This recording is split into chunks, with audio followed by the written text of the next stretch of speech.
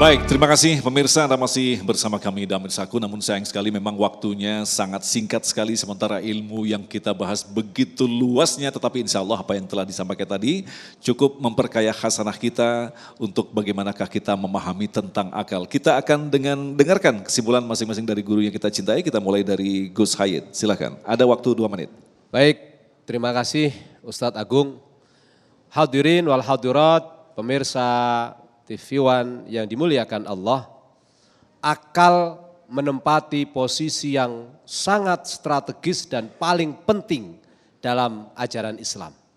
Karena itu para ulama maqasidus syariah menegaskan salah satu dari 5 hal yang paling pokok dalam beragama, yaitu hifdzuddin, hifdzun nafs, hifdzun nasl, dan hifdzul mal, salah satunya adalah hifdzul aqli.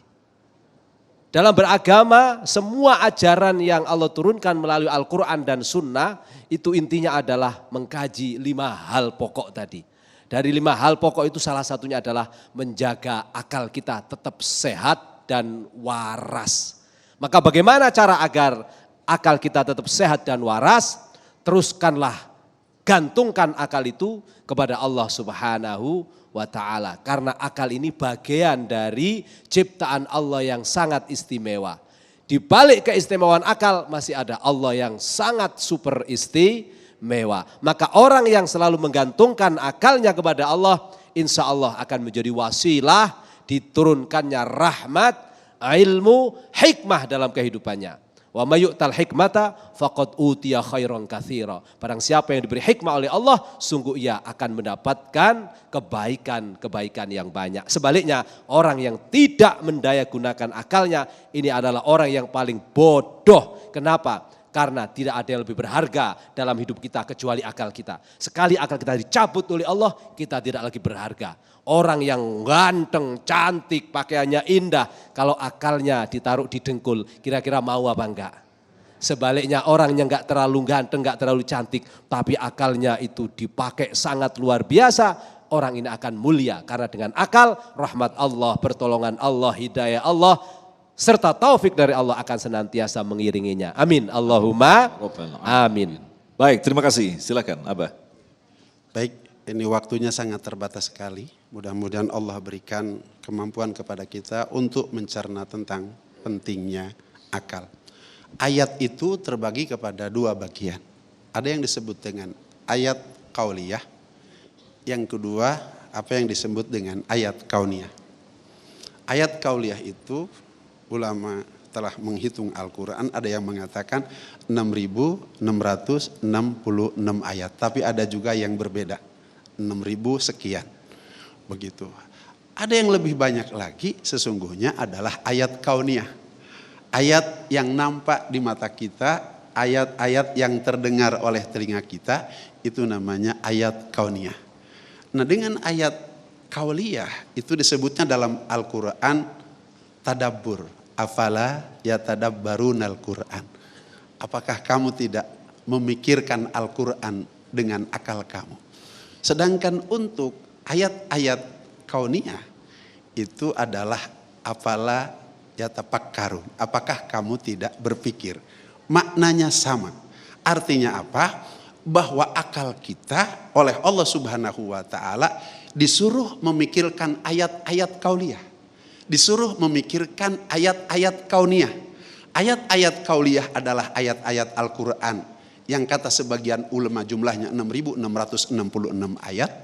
Kemudian ayat-ayat kauniyah adalah ayat-ayat yang bertebaran di muka bumi. Manakala pikiran kita dipakai memakai ayat kauliyah maupun ayat kauniyah, insya Allah kita akan berjumpa dengan penciptanya, Allah Subhanahu wa ta'ala. Kesimpulannya, Allah memberikan akal kepada kita sehingga akal harus dapat mewajibkan bahwa Allah itu ada sebelum kata-kata ada. Allah itu ada sebelum segala sesuatu ada. Karena segala sesuatu ada diadakan oleh yang ada. Dan besok segala sesuatu itu tiada, Allah tetap ada. Bahkan kata-kata ada nanti tiada, Allah itu tetap ada. Wa yabqa wajhu rabbika dzul jalali wal ikram.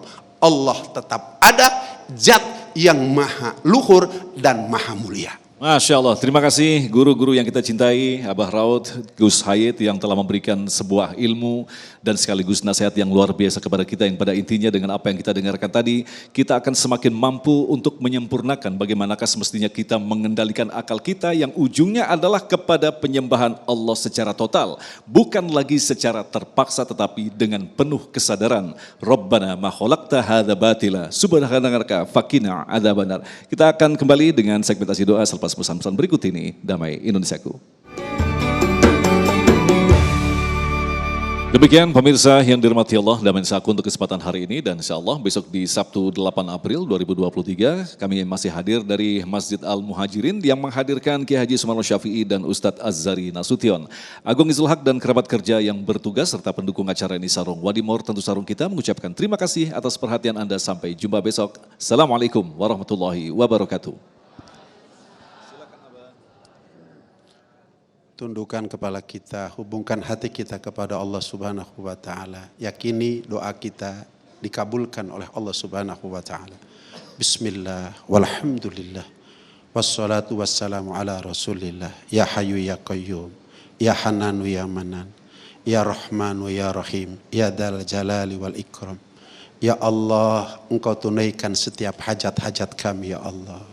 Engkau Maha tahu setiap hajat-hajat kami. Ya Allah, di bulan suci Ramadan ini Engkau berjanji akan mengampuni setiap dosa-dosa kami ya Allah.